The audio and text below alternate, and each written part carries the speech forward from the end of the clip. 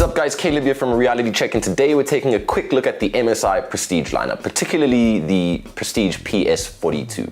Now we've all come to accept and recognize MSI as that gaming brand in terms of their aesthetics and how they build their laptops.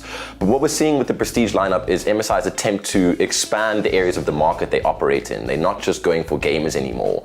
And what they've done is they've made it thinner, they've made it more portable, they've dulled down the overall aesthetic for a much more minimal and subtle approach, and I am a huge fan of it. So let's talk about it in a little bit more detail. So to start with, you can get two different versions of the PS42. You can get one with an i7 8550U or an i5 8250U. And the i5 comes with 8 gigs of RAM and the i7 comes with 16 gigs of RAM. So that's pretty awesome, and both of them are 8th gen as well, so you're getting the latest spec tech, which is really, really good for a small form factor laptop like this. Both options also come with a 512 gigabyte NVMe drive, which is really fast, as well as an MX150 dedicated graphics card. So that's really awesome for speed. It's not going to give you the most performance output in the world, but absolutely decent for mid-tier tasks. The PS42 is also packing a 14-inch Full HD IPS level panel. That's what MSI calls them, but they're basically just TN panels. Not to say that they're bad at all, because they've got great response time, great color accuracy, but it's an TN panel, but great screen overall.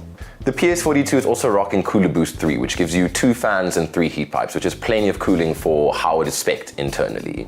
Lastly, it's got a 50 watt-hour battery that MSI claims will give you up to 10 hours of continuous use for probably something like video playback. But if we're talking in the context of gaming or rendering video or doing any kind of intensive work, you're probably not going to get 10 hours, but still pretty good for day-to-day tasks, things like that. And without further ado, let's get this puppy out the box. And something I just want to touch on real quick is that this box is super sexy. Think about every other MSI box you've seen. It's always black and red and giving you that whole like dark game aesthetic. This is just clean, it's minimal, white and silver. Huge fan, huge fan. But let's see the actual laptop itself, man. So everything, it's kind of like changing with this whole, even these used to be black with the MSI gaming laptops. Now it's got like a white protector, which is very cool. Man, I dig this thing. It is so nice. And also just look how thin that is. That is unbelievably thin. Really just super transportable. It's got a tiny form factor, which I am a huge fan of. Really, really cool. Let's start off with the port selections, because it seems like they've given you some pretty decent coverage in that regard. Obviously, it doesn't have as many as you would with a gaming laptop, but it's got everything you need to cover your functional tasks. So on the left hand, or what would this be? So on the left hand side here, we've got an HDMI and a USB Type-C, as well as a headphone jack and the port for your charging cable. And then you've got your monitoring LEDs as well over there. And they've also got another 2 USB Type-A's over there, as well as another USB Type-C, and then a full-sized SD card reader, which is dope because we're not seeing that too much anymore, but it's something they did with their gaming notebooks as well as this one, which I really appreciate that they've kept on.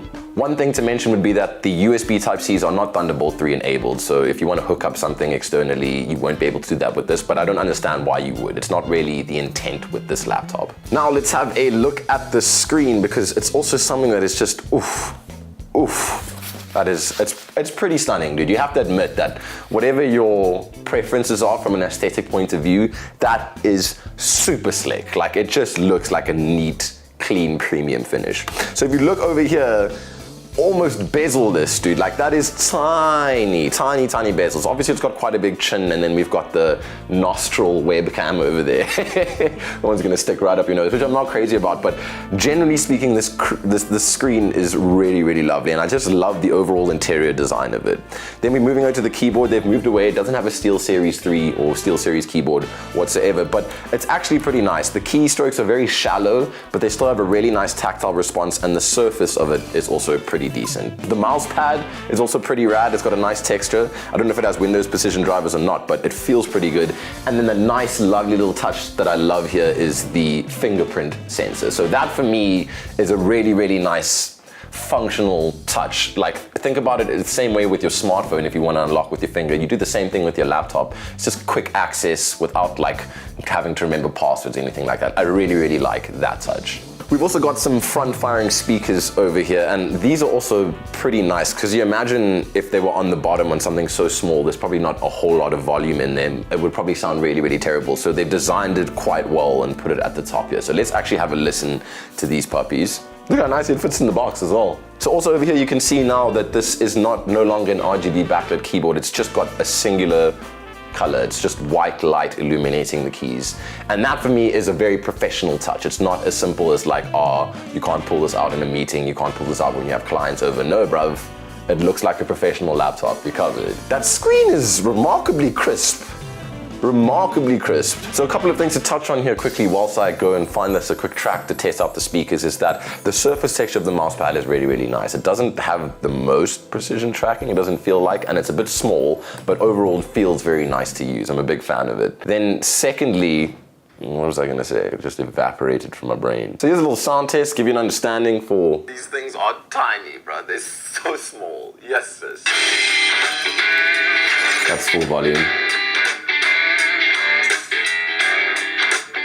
So nothing special there whatsoever. It's got a pretty standard thing, but this isn't your laptop for impressing people or for, hey, shush their windows, please, thank you.